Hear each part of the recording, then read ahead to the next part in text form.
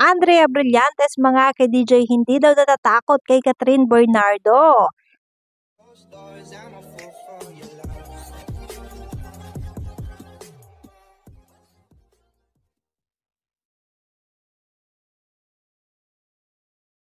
Grabe talaga mga ka-DJ ang balitang ito. Ayon nga daw kay Andrea Brillantes mga ka-DJ, bakit nga daw ba siya matatakot kay Catherine Bernardo kung wala naman daw siyang masamang ginagawa o mali? Sa pagitan ng issue nila ni Catherine Bernardo, Daniel Padilla at ni Andrea Brillantes mga ka-DJ, paano ba naman kasi mga ka-DJ until now ay wala naman solid proof na totoo ang paratang kay Andrea Brillantes. Puro haka-haka nga lang daw ang karamihan sa social media mga ka-DJ.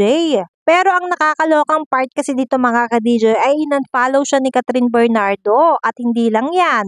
After lumabas ang isyong hiwalay na nga ang Katniel. At si Andrea Brillantes nga daw mga ka-DJ ang dahilan. After nyan mga ka-DJ ay sobrang dami na nag-unfollow kay Andrea Brillantes ng mga artist ng ABS-CBN mga ka-DJ.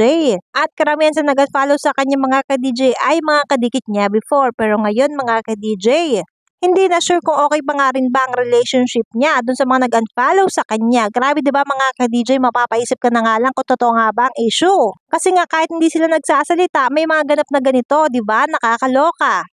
Hindi raw natatakot si Andrea. Oo. Di ba sabi ko nga, ang matatakot lang yung may ginagawang masama. Yung guilty. Bakit ka matatakot kung wala ka namang ginagawa? Di ba? Pero ano dapat mo ipaliwanag kung wala ka namang ginagawang pang-aabala dun sa nagmamahalan?